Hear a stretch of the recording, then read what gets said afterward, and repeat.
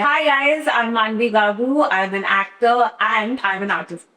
But I think then you also kind of made your own red flag. I remember I got one audition and it was a typical heroine in a villain's den and usko बांध के रखा हुआ है and the villain is attacking her and the hero comes and saves her. That's the scene. Oh, my lines are bachao, bachao. I said, okay, I have a question. How are we shooting this? Welcome to No Pressure, the podcast where creatives tackle the tough questions about the business, honestly and without the stress. This episode, we're sitting down with Manvi Gagru, an actor known for her sharp wit, nuanced performances, and ability to bring complex, relatable characters to life. From breaking stereotypes to navigating the evolving landscape of Indian cinema and OTT, Manvi continues to challenge the norms and carve a space entirely her own. How have you approached the idea of choosing your project? Any opportunity I got, I would explore it further. I need to be clear about why I'm doing something. I want to do roles. There has to be something in it for me to do. I can't just be a placeholder. From your perspective, what are some of the challenges you think are prominent for actors today? I think it's still very dependent on networking. Again, I'm not saying it's a good or a bad thing. The craft has so little to do with how you land a role. Believe me, there are so many factors that go into getting someone chosen. It's your actual audition. It's also the look of the character that the director has in mind. Sometimes your performance might be fantastic, but your look is just not right. So if it's workable, they might work on it. But again, it can be many things. I actually think being a star is harder than being just an actor because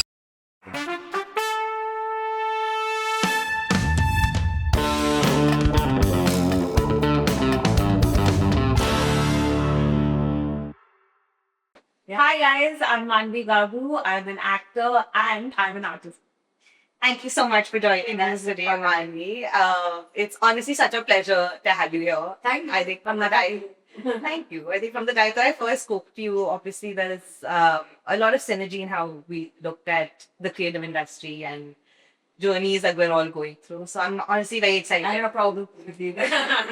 We'll get in there. There's a lot to unpack for sure. But you know, as we do with everyone, I think it's important for all of us to also understand what your journey has looked like a little bit. So take us to the very beginning. How did acting happen for you? How have you found your way in this space?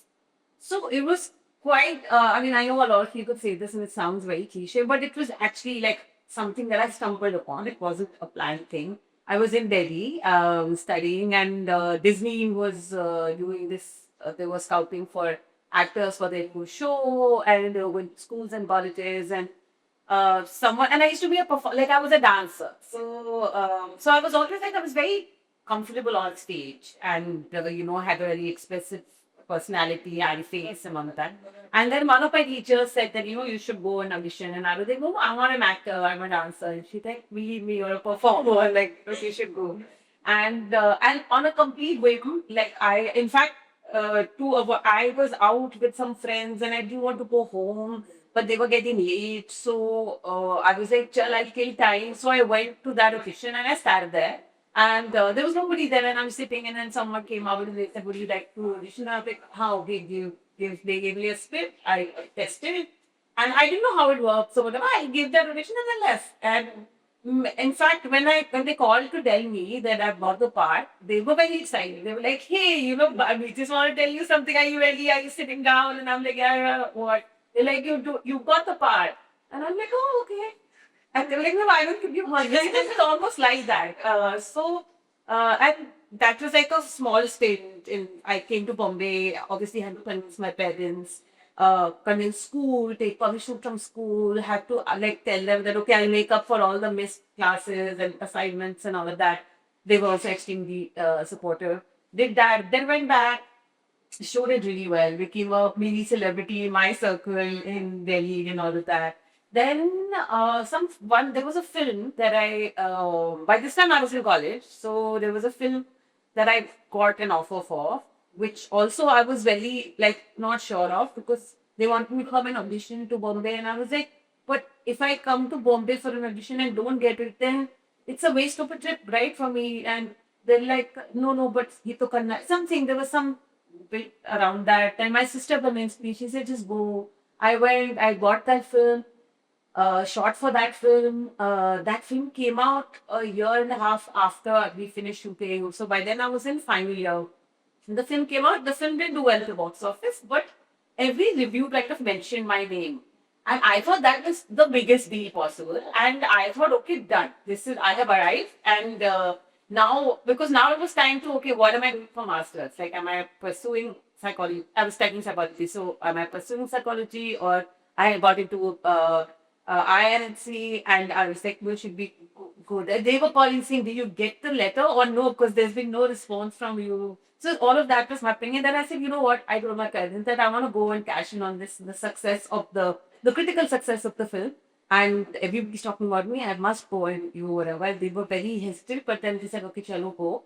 And I thought they'll be like a row of producers waiting for me, you know. Now that they all mentioned my name, kuch nahi. I came back and that's how I got a reality check. And I think that's when my real journey with acting as a professional began. Yeah. So, yeah. Okay, and then so you've come to Bombay. Now you've come to Bombay. You're in here. You are maybe not met with the reception that you thought you had expected. I deserved. What does that look like? Right. Obviously, the intent here is to kind of really give a real picture of what it actually takes to exist in Bombay. Yeah. Do you think it was essential for you to have come to Bombay at that point? Do you think it's something that I mean, I know this is a question I faced a lot with even with music and with a lot of things of, can I do my job from another city, or do I have to? See, I think now it's still consumable. Post COVID era, I think it's still something that we might even entertain as a thought. But back in the day, I don't think anyone thought that it was possible. Even if to maybe start in another city, but eventually you'll have, like, the idea was that eventually you'll have to go to Bombay. If you want a steady, like, workflow, and if you want to be in the midst of things and all of that, I think so. And honestly, I'm like very content with how things work now, good, bad, ugly, whatever.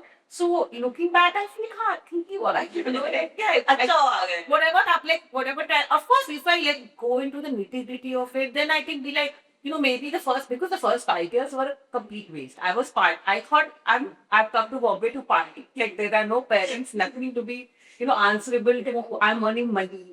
I'm living on my own. Like, this was the first, so that feeling of, like, feeling so liberated, I think was way, way stronger for me than actually getting a job. So, yeah, of course, like, now that I look back, I'm like, I wish I had, maybe studied further something and then come to Bombay, or something else. Or maybe I was just more serious at the time. But all in all, I feel It's also learning, right? I was like, it's all learning. It's all, yeah. But okay, so now then, what was the initial aspect of moving and auditioning, and like, what does that look like in Bombay? What is the harsh truth of trying to find your first two jobs in Bombay?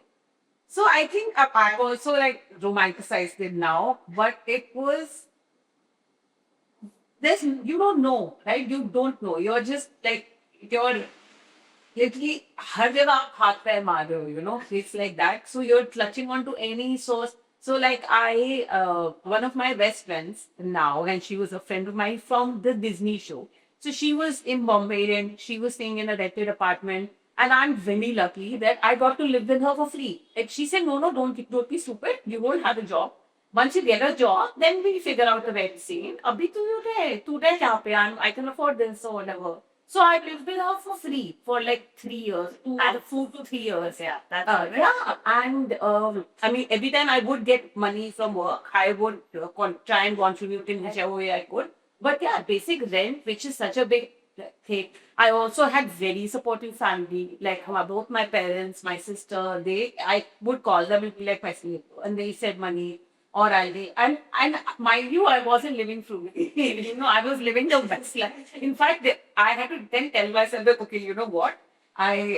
Since it's my parents' money, I should maybe not, because I was eating out every day. I was partying every weekend. So I was thinking, ये तो करके आए हैं. But then I was thinking, no, I remind myself, ये नहीं करके आए हैं. But in terms of work, so like I had people, I knew 1 or 2 people from the Disney show, so I reached out to them. They were like, someone would give me a list of coordinators. There was a thing called coordinators. I don't know if they still exist, but yeah, casting directors, so I know, but coordinators and casting directors, people would tell me out, reach out to them. They'd be like, send your pictures and your bio and all of that. It's like, okay. So, I was just, someone would call me for something, I'll just go. I was also very I mean, I don't know, easygoing might be a positive way to say it, but I was just very laid back also in many ways. So I wouldn't bother finding out ki kya hai, like what, no, and I would go there and find out and I'll be like, oh no, I don't want to do this, and things like that. So, but yeah, it was very chaotic. But I think the one thing that I did was I followed every lead that I got. Yeah. And the like tightest lead. Like a friend of mine once suggested, I was sitting at home going mad, like, because then suddenly you realize that people are working. What do you do during the day? Evening to tea, you sit at a cafe and chill, but what do you do during the day? And then a friend of mine from the Disney show, who's again a very close friend of mine now, Danish, he asked me if he was doing, he was the Bombay guy, and he was doing a PA, and he said, listen, we're looking for a female character. Would you want to be, would you be interested? And I was like, I've never done theatre. So how do I done one play in college, so but that's about it. So that was also because it was a movement based play, So I got the lead because I could dance also and stuff. So then he said, "Will you do this play?" I said, "Huh, okay." And we used to rehearse in town. I didn't know, I agreed to it. Yeah, I agreed to it to not realize what I'm getting into. But then I also enjoyed it. I also like there were times I would cry I'd go in the train and I'd be crying saying why am I doing this to myself? Why have I left my comfortable, cushy life in Delhi and why do I have to do this? But then it is liberating at the end of the day, right? Like now it also makes you feel like you belong to the city. I mean when you do these things, I feel. So yeah, then and from there on, like I would get like now and then I'd get like these scraps of work, get some ads, some what else? Some small role, something here there. I knew I didn't want to do something very insignificant. Like I needed to do something with substance. So yeah, weird. I've had weird experiences also, which I now, but then I think ये भी हुआ था, like this happened with me. It's amazing. Like I did, sorry, no, please. I did this one ad and it was my first ad and was damn excited. And it was like a montage ad, right? So, I was playing a Kashmiri girl. So I was like, oh my god, I'm Kashmiri. I'm able to play Kashmiri girl. That's so cool, And that ad was, which is so funny, like not the ad, like my bit was that there's this, because it was Kashmir, so they had to show army and all of that. So there was this soldier. It was for a mineral water company. So there's a soldier, he's like in the middle of whatever, an attack, and suddenly a window opens, like attacks it, and a hand comes out and gives a bottle of water. And he's like, okay, he drinks it. And then you see the girl's face and like she smiles. That's it. That's how there was. Sweet. Yeah. So, so पहले तो वहाँ पे पहुँच के I find out that they're not shooting my face. It's only the hand coming out and my hand going back in. And I was, no, again, now, there was one part of my brain which was like, oh, like, man, they were shooting in Pune. So they taken me there. They were paying me good money, like decent money. And I was like, okay. So one part of my brain was like, oh, this is so sad. I was so excited about my first ad and all. But one part of my brain was like, okay, paise mil rahe yaar, and I'm getting decent money for doing electricity for my hand. And another part of my brain was like, oh, why don't they just use someone else, like an AD, anyone, anyone with a hand, anybody, any female with a hand, if that's what you're looking for specifically. So I was like, in my head, I think ये बड़े बेवकूफ हैं मतलब ऐसे मेरे हाथ के लिए इतने पैसे मिल रहे so I had very mixed interactions and even like there was some very weird, creepy interactions I also had the whole process, which now I can look back and laugh at. And even at that time, I don't know, it was really weird. Like it was, I was a part of my brain was always laughing and like amused by all of this. So it was You said creepy interaction. Then I feel like even when you were saying, you send your photos, is that was it ever terrifying?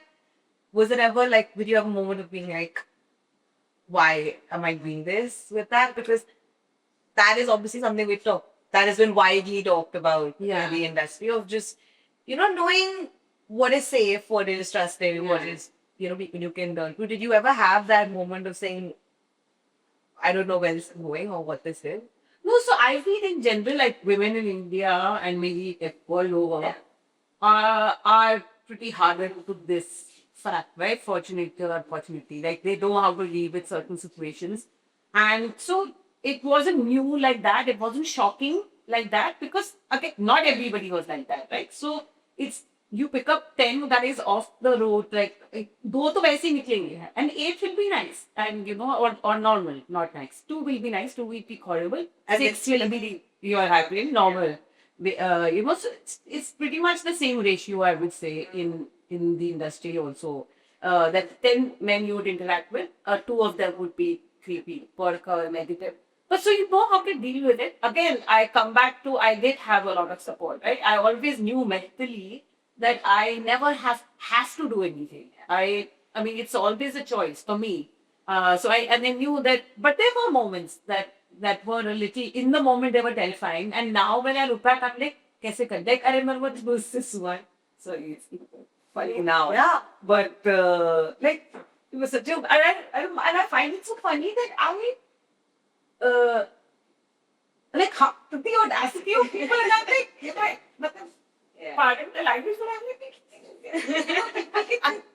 yeah. So, like, I remember I got one audition call, a female casting director or a coordinator. She told me that, both here for an audition, it's for a film and all. I said, okay. I go there, it's in a flat. Okay. So, now again, that is another new thing for me. The first time I remember when I went to an office, it was in some dilapidated building in Borika. And बाहर से तो ऐसे खंडर लग रहा था, so I was like, wherever going, but inside of it, it was a regular office, swanky ass, and I was like, oh, so I also realized that's how Bombay is. Like, बाहर से you can't judge. Building with buildings, it will be in a bad condition, but inside it will be like proper. So I said, okay, so I went to that thing. It was a flat converted to an office. So converted as in not structurally, but ऐसा table लगा दिया chair लगा के 2 BHK sort of thing. So in the hall there was one big table, there was a woman sitting there, she was giving, and there were chairs there for people waiting. So she said, here what this is your scene, and it was like a typical heroine in a villain's den, and उसको बांध के रखा हुआ है, Damsel in distress. Damsel in distress, and the villain is attacking her, like raping her, and the hero comes and saves her. That's the scene. Oh, my lines were bachao, bachao. And I'm like, इसमें कैसे आप acting नहीं okay? I'm genuinely thinking, and I'm trying to like rationalize this. What do they do? Like, how do they find my, like, how will they judge my acting these things? I didn't leave them, okay? I'm like, okay. So होगा कुछ, okay? Then this direct guy comes out and he's like, hi, I'm the director, whatever. Said hi, whatever. Now I go in and he said, come, okay, are you ready? I said, yeah, but I said, it's 2 words. So let's do this. And we went in. Now, inside in the bedroom, there was a mattress on the floor, and then there was a tripod with a camera on it.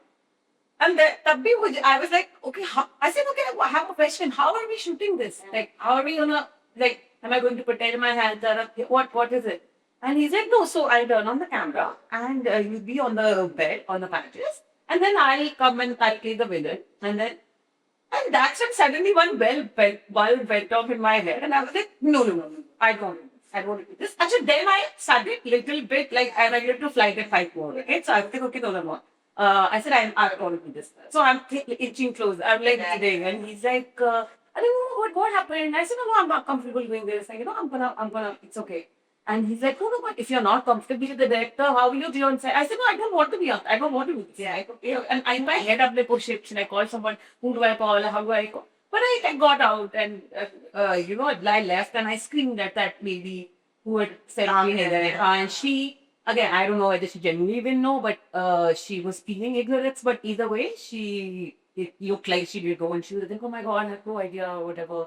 I didn't into this. And I'm like, yeah, please do, So yeah, now it's hilarious, but I think then you also kind of make your own red flags. You know that, like I decided that okay, I'm not gonna go. There were certain areas that I would avoid. यहाँ पे अगर audition देंगे तो पक्का शेरी है, system like that. Then I wouldn't go after office hours. Like you have to before sunset, you have to meet here or whatever. You have to meet me in your office. If you don't have an office space, then outside in a cafe or a restaurant. Definitely not at your house or my house or like anybody's home.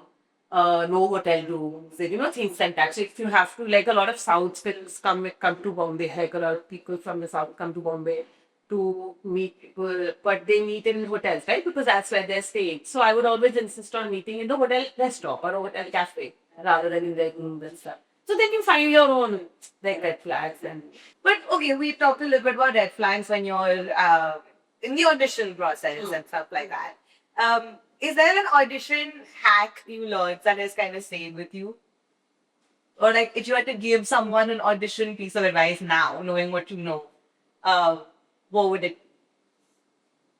I think no. Again, it's craft related only, which is that just know the lines well. Don't memorize them. Know them. You know what I'm saying? Like a lot of people memorize lines. So then what happens is you're not leaving any scope for improvisation. And just in case when you get there, there's a change. They're like, okay, you know what? ये line हम नहीं बोल रहे हैं because when we're at the audition stage, even script wise, it's still developing. So they're also constantly changing. So they might tell you that ye hata do, and I know a lot of people get flustered because they have memorized by code. So don't do that. Understand what the lines are, learn the lines like that, but know them like the back of your hand, so that if you have to play around, you're able to. It doesn't become an handed thing of oh no, medical. This is what I learned. Now how am I going to change? So that should I think knowing what is required of you in that scene emotionally and then verbally is something that if you're prepared with that, then you can like bounce off, play with it, But it's I think now audition process has become better. I feel again I don't know, but because earlier like it's really brutal, I like I've seen people just wake up in the morning with like bags of changes and outfits, and then they would just leave for the day. And then they do chakkars of Aram Nagar, Roshivara, whatever. And then they go, they wouldn't even know, they wouldn't even have leads. Like, they just go knock on studio doors and be like, कुछ audition हो रहा है क्या? And most people are like, no, it's good, not. नहीं, no. And, or, they'll see you from afar and they're like, फिर आ गए, whatever. So I've seen people do that and I feel terrible. Yeah, But you do think that's changed? You don't think that you think it's easier today? see, I don't want to say yes, it's changed without knowing, because whatever. But I think it has become slightly better. I feel. I also feel now actors or artists have more avenues to kind of showcase themselves with the internet, handily. So yeah. Okay. Speaking of the internet, Yeah. our elephant, as I call it, but what is the double-edged sword. Yeah, we love it, but what is your approach to how you create that brand for yourself? Right? Because obviously, we can't argue that we can ignore what it means to have yourself be present, public, all of that, right? But have you been able to find your middle ground in terms of authenticity when it comes to building your brand digitally?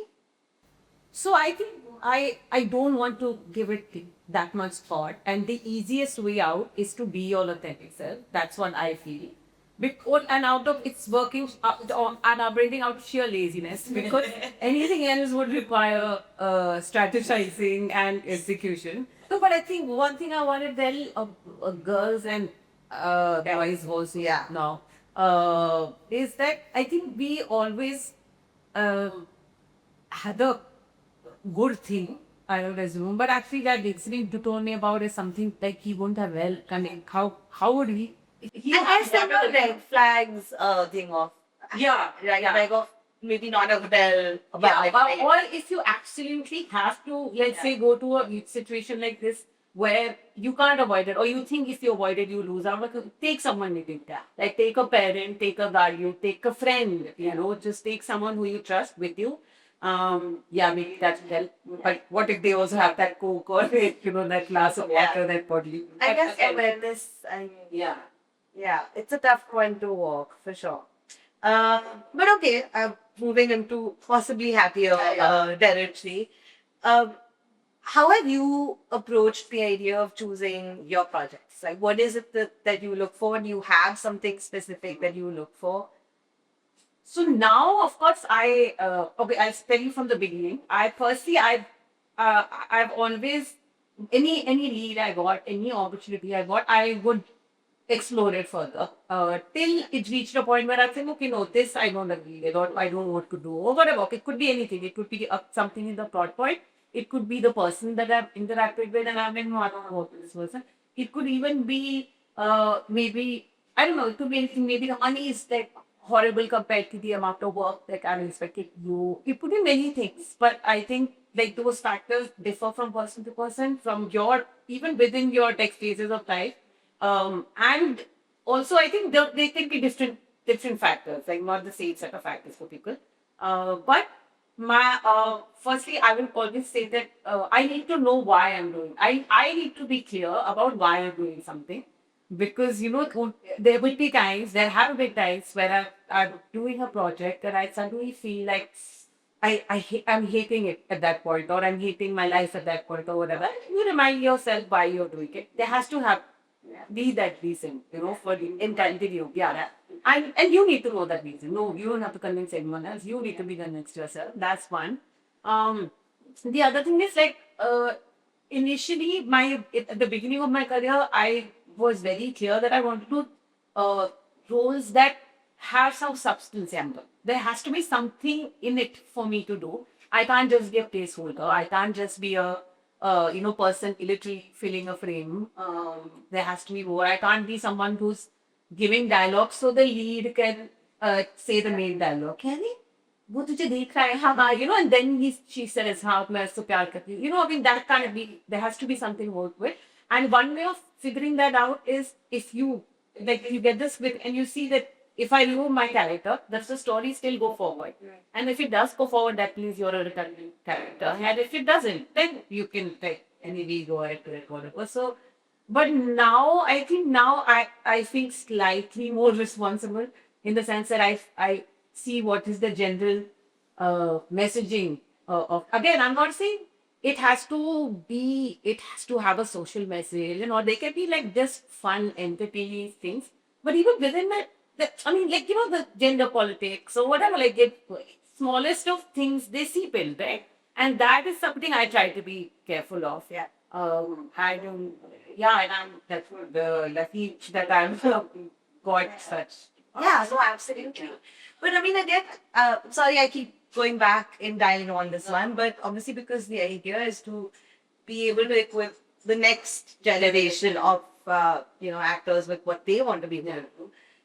This idea of being able to play a character that is substantial to the project that you're building, right? Whether it's an ad, it's a movie. So, do you think that that agency or that choice exists when you're starting? Because I feel like a lot of people feel obligated to play anything because they look at it as opportunity, right? It's that exposure debate that people love so much.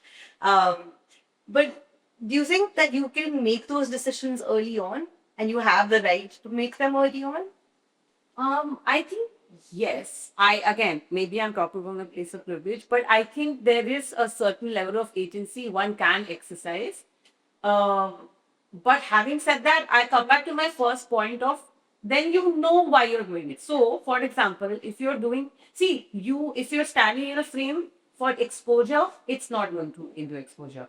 If you're standing in the frame so that you can become friends with the director or the production house or whatever, that may still happen, because you will get a foot in the door. Like that will give you, but let me tell you, people who are placeholders are not treated with respect, so you will never get that, what you're looking for in a, it's, that cliche of you hold your respect in your hands and thing. So when you put your foot down, the other person will also take to. Unfortunately, that's how it works. They'll also take you seriously. In fact, sometimes you'll have to be a certain way for them to take you seriously, which sucks. Like I can't tell you, Meher, this is like one thing I struggle with every day. Because I'm like, dude, if I'm being nice to you, you can't take me for granted. Like that's you. Do you want to be a bitch? Like why do I have to scream at you for you to do your job? Well, then why do I have to use a certain tone?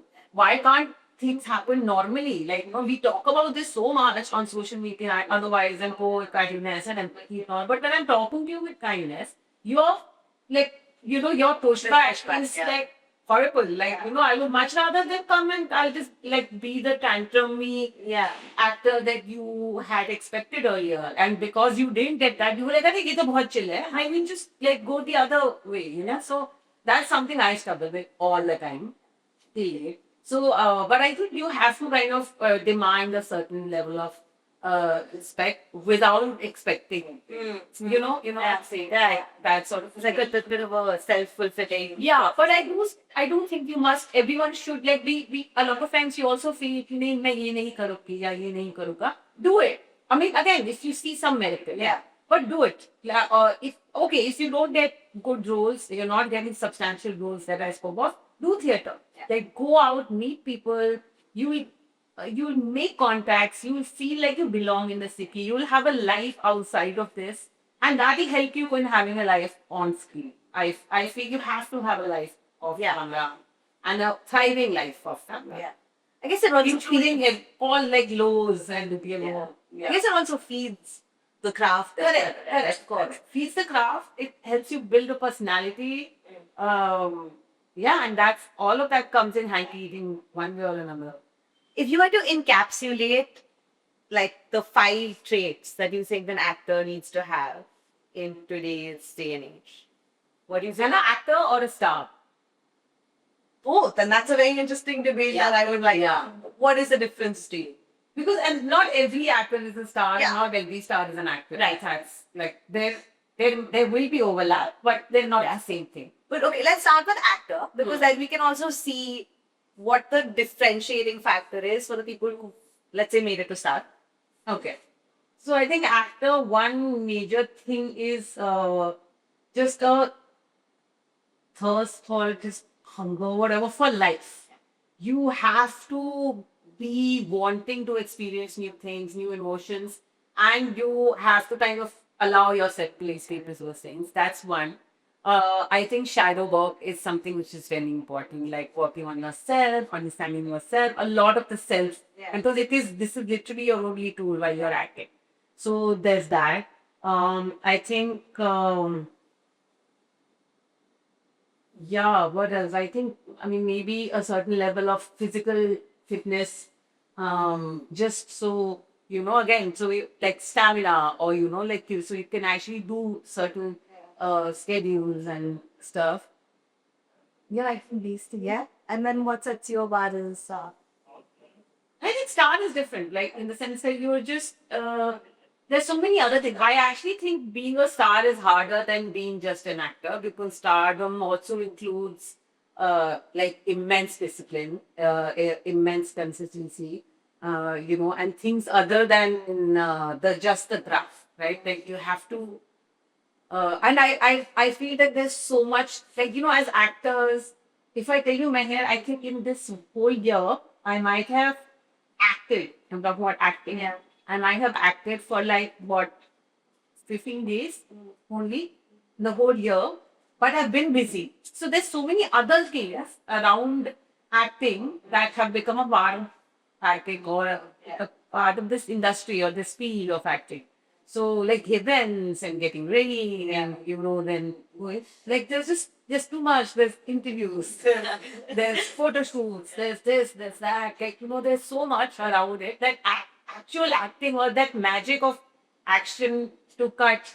It's the time is so little you act when you're actually acting. So that's just a reality. have you come to enjoy the 360 that comes with it now? Yeah. So the other things, the other fluff thing is I enjoy, but it's mood dependent. Like there are times when I love it. I love dressing up. I'm like, okay, what are we doing? What are we doing? Let's try this with the photo shoot. Let's do this. Let's do that. Oh, how would meet people? Blah blah.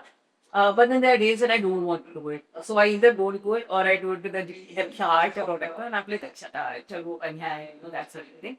But acting mostly, it's also been the opposite. Like there have been times when I've been feeling a certain way, but after acting, I've suddenly been like, it's like it reinvigorates you or whatever. But I feel like as creatives, one of the things I've heard a lot as well is the idea that when you make your when you make something you're passionate about, your craft, Yeah, and maybe a poor cushion, maybe in the or the flip of saying that it's hard because you're making money out of it, and it's you lose the sense of uh, the spark in your eyes that happens because you're also dependent on it. It's your bread and butter.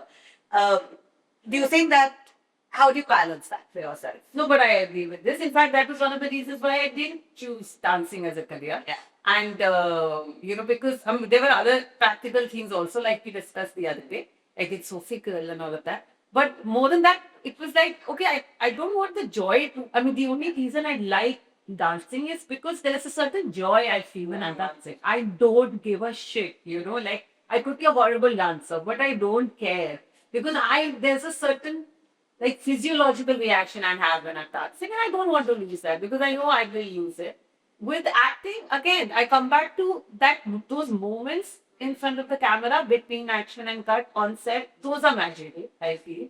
Those are moments I live for, and everything else around that is a step towards that. So any day, like if there is a huge ass event and that there's a shoot, I any day prefer the shoot. Like I would gladly be like, I'm happy, kyo chalo. Now I don't have to go to an event. Like now I'm going to legit excuse, now I actually have shoot. Yeah, so, but I think,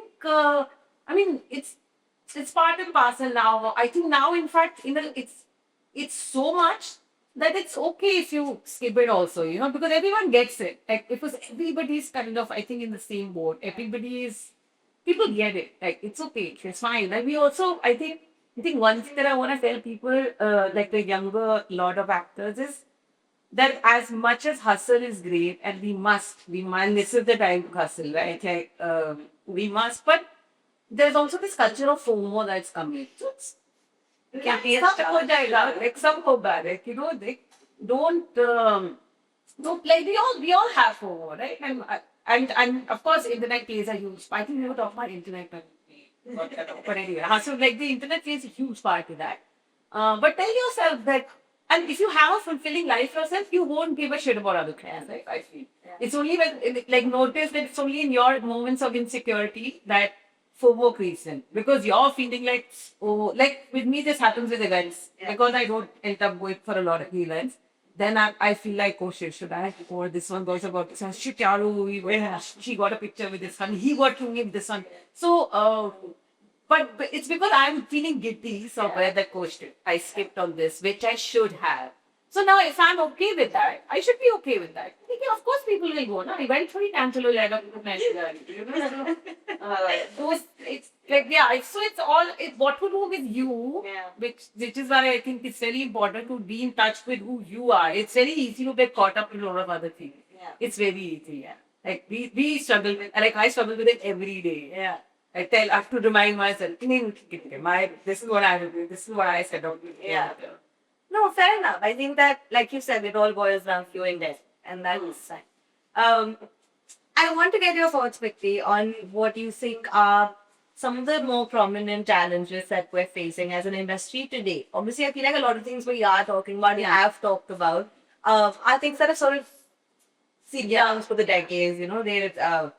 They're widely also talked about, right? But from your perspective, what are some of the challenges you think are prominent for actors today in the way that the landscape is laid out?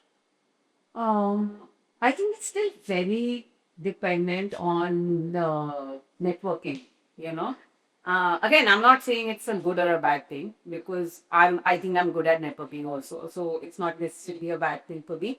But then it's a bad thing for me when I'm not in the mood to network. So, but I think that it's acting the craft has so little to do with how you land a role, Of course, again, it's not as bleak as it sounds, because there are people who still pay attention to craft, who will choose you for your acting ability rather than how you look or how you talk or whose son or daughter you are, or all of that. But but I think I wish there was more emphasis on craft. I wish there was more emphasis on diversity of different faces or different personality types, of different characters. Diversity not just in casting, but in writing, in topics, So there's that. There's many things. So do you think that has started changing now a little bit, right? Like there is I mean, in more. OTT, there was a Yeah. change that happened. Like there was more acceptance of like different kinds of faces, fresh faces, just different kinds. Yeah. But again, like now it's going back. I feel like Yeah. everybody's getting, the same kind of lips, the same kind of cheeks, the same kind of.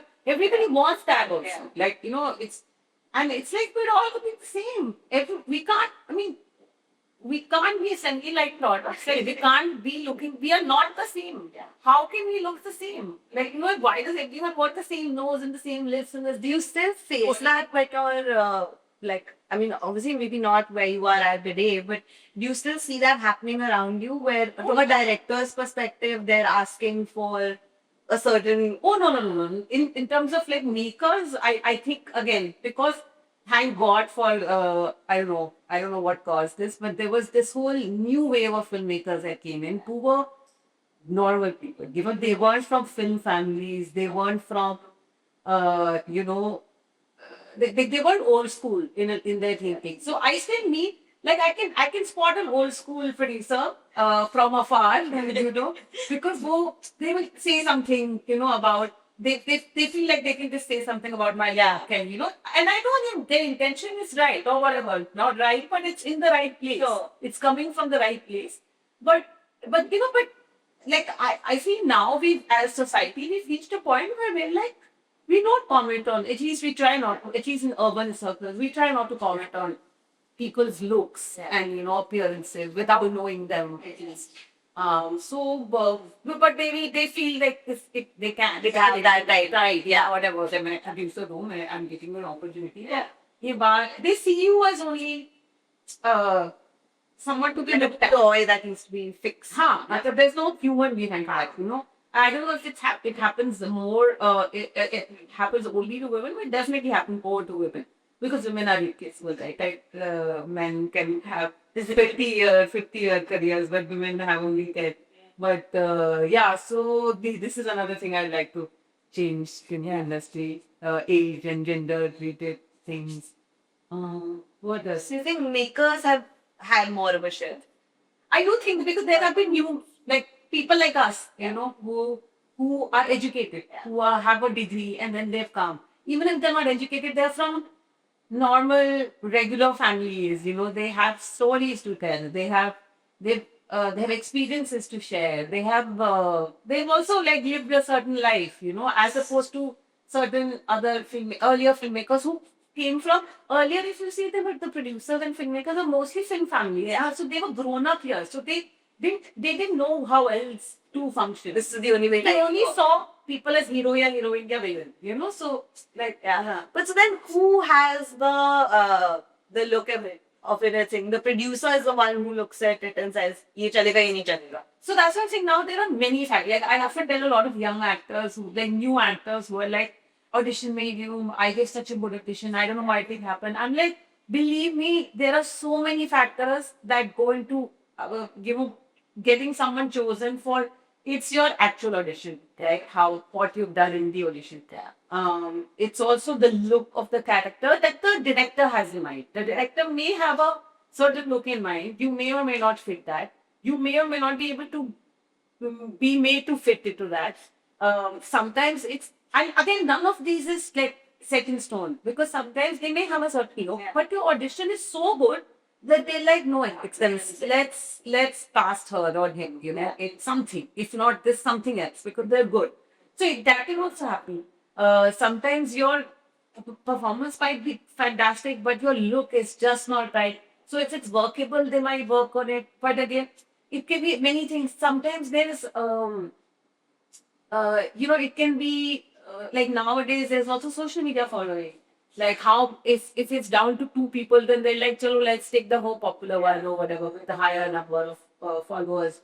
So there's that. There's sometimes they feel, I mean, I don't know. There are many factors. Yeah. I mean, so you don't. It's not just you. It's not. It's in all probability, and especially if you think your audition was good, it's definitely not something else. Yeah. I know, well, Short and I, but there's one thing that I really want to get your 2 cents on. Is on the economic scale, right? I feel like a lot of the questions we get as managers, for example, also kind of rests around the finding the right fee pricing point, right? How do you think, how do you approach that? How have you approached that in the past of knowing what is fair value for the time and effort that goes into your craft, into what you're building? And how have you seen that change over the years, right? So that's actually very tricky because I do think um, it's very tricky, especially now, because right now the market is a little bit shaky. Okay, nobody knows what's gonna happen, and suddenly there's no money in the market. And initially I thought, yeah, like everybody sells that. Nobody comes and approaches you saying, "Hamaरे पास बहुत पैसा है, मांगो." You know, nobody will come and say that. So there's always like this sense of we don't have a budget, we budget if you want you know, all of that. So initially I used to think it's a tactic, but now I've realized that there is no money in the market or whatever, less money in the market. Of course, like the people on the are comfortable, but like, and we will only have to suffer. But it is what it is. So I think it's very tricky because you know, there's a certain part of you which feels like you can't undercut yourself. You should ask for what you deserve. But then there's always that fear that अगर मैंने ज़्यादा मांग लिया, then it takes someone else who's coming to that cheaper. I don't know what an answer to this is. I try to I always keep the negotiation open. I always, if I posted something, I always tell them that it's unopen to negotiate. Yeah. So you tell me, fix to. When you're younger, sorry, Yeah. when you're younger, I mean, and when you started out, for example, Yeah. I think my question is more like, how do you know how much to ask for? Because I think this isn't. I mean, one way is you ask around. You ask your friends or people who've done similar stuff. Yeah. Ki kitna, what is a good range? Because you don't know if you should ask for 25,000 or 1 lakh. You know, like, because either way, like, you know, you don't want to be on the wrong side of it. So you ask around. I also feel sometimes it's okay to be honest and say that, listen, I don't know how much to charge for it. What is your budget? And then depending on what the vibe, again, it's very subjective. Yeah. So there will be people who will honestly tell you कि देखो हमारा इतना ही budget है. So you can negotiate, bargain or have with them. Then there'll be people who will say हमारा तो बस 25 का है. Oh, then झगड़ा बोल कर. मतलब you know, you'll have to gauge. Yeah. कौन कितना. Sometimes you also take a fee cut, but do other things. Like you'll ask for a better vanity, you'll ask for something else, but then they take a fee cut and yeah. Okay. I think my last question to you really is if you could tell the Mani from 10 years ago, and I know this is a cliche question, but it's only relevant to us to the extent that I feel like it really shows how people grow into their spaces. And if you could tell Mani from 10 years ago something about this acting journey that you've begun, what would your own piece of advice be? No, I think, like I said, I'm pretty, I mean, all in all, I'm pretty happy with how the things shaped up. So, yeah, just like you were good, you know, like, yeah. I love that way because I think it's important to also feel like you can be. Because though sometimes you forget, like the other day, you know, there was a time I did this thing called, I mean, I don't want to make that, but like basically, essentially what we were doing was we were performing at malls. You know, so they were kids, like, you know, parents would come on the weekend, they would leave their kids to do some activity or whatever while they shop and all, and we were on stage playing Cinderella or some other Frozen character, you know, like Elsa, or keeping the kids busy. Nanny, like glorified nannies, you know. And we would, again, for not even big money. But it was fun. Like it was something to do. You know, and I made friends there. And in fact, recently a friend of mine from there, like, you know, she's also a dancer. She's a lovely dancer. I used to do her. But she's like beautiful. But that's how they met because her number is still She's like, that party we did that. Oh my God. I forgot. Like, you know, same to also remind yourself of the journey that you had. Because you've done so much and like weird stuff and fun stuff and everything. Like it's all a part of who you are, where you are, everything. So I love that. I love that about it. I think that is the nicest way to end this and summarize that. But I cannot thank you enough. Thank you. Thank you so Thank much you. for being here and for And a comfort was. Wait, this will not work at all, guys. This interview was not. Yeah, just had a wake up earlier than usual in my hair. For context, it is 3:30 p.m.